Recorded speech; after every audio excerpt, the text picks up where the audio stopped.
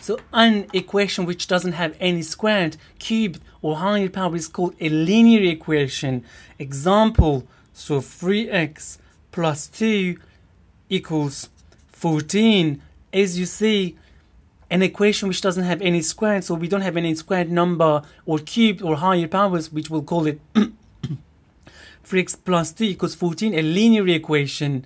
So when we're solving the equations, we need to remember our bit mass. So example, so let's say 5a is equal to 15. Starting the equation as a multiplication, we need to divide each side, so meaning that we need to work in reverse, because we are reversing or undoing the equation here. So if 5a is 15, so we need to divide 15 by 5, which will give you the 3. So as you see, they multiplied here and I'm dividing here. Another example, we can do 4b minus 3 equals to 17. So we need to collect the b's at the one side and numbers at the other side. Remember, numbers one side and the letters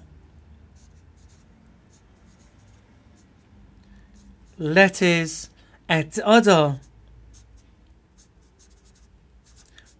Based on this principle, we can sort the equation again. So we can transfer this 3 from one side to another, but remember, so it means we need to do 4b equals 17 plus 3.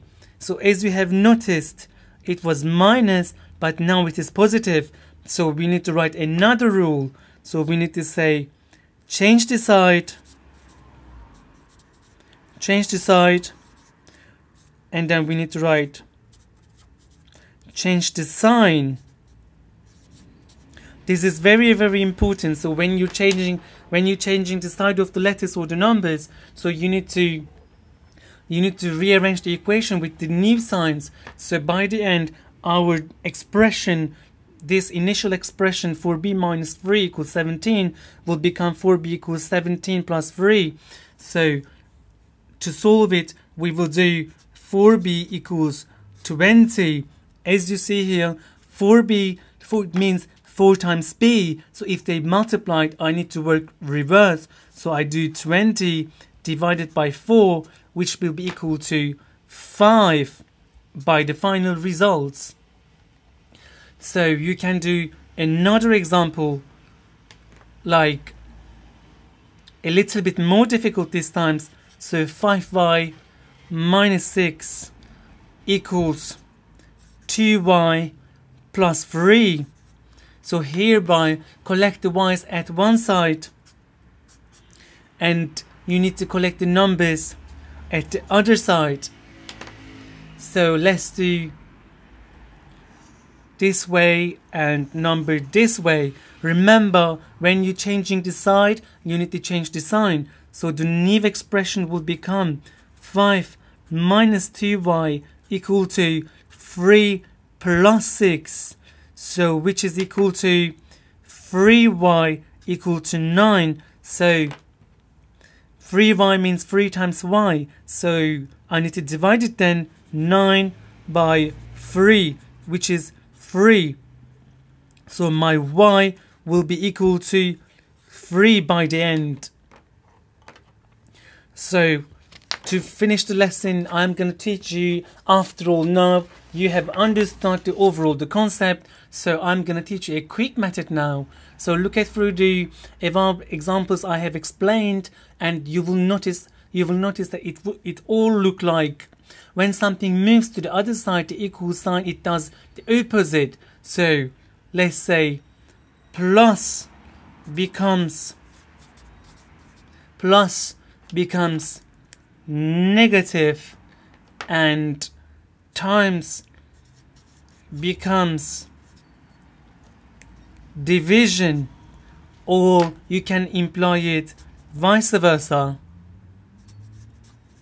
You can imply it vice versa. So notice that in our examples, you could practice again by clarifying that. So let us give one more example before we finish the class. So 5b plus 8 is equal to 23.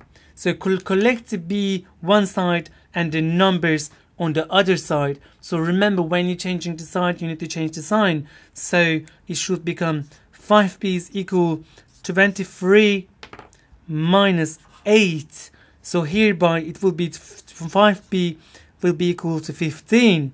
So they multiply, I need to divide. So 15 divided by 5 equals 3. So in this case, my b is 3 overall.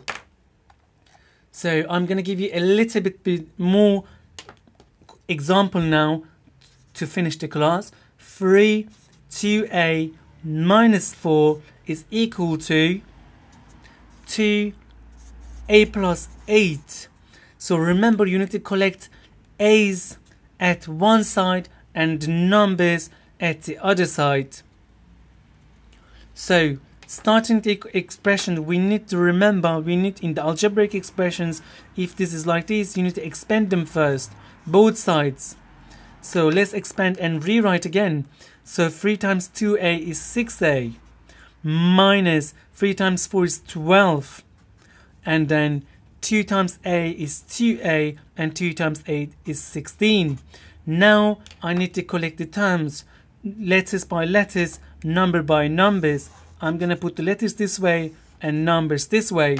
So it's going to remember, change the side, change the sign. So 6a plus 2a, it will become to minus 2a, and equals minus 12, it will become the positive 12. So 16 plus 12. So overall, it will turn to 6a minus 2a is 4a, equals to 16 plus 12 equals 28. So in that case, as you see, 4 times a is 20. A number, what number multiplied by 4 is 28? So we can see 28 divided by 4 equals to 7. So your final answer, a is equals to 7.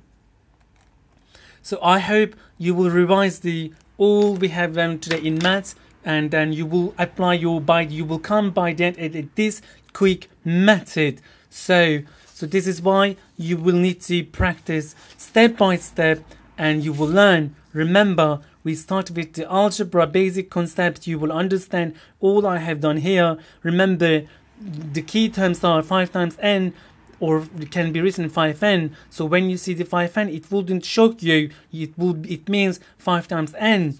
So when you're simplifying the expressions here, you will correct the like terms and you will expand the brackets if needed. So in the second one, when you're solving the equations, remember, you need to put the number one side, letter at the other side. Remember, when you change in the side, you need to change the sign.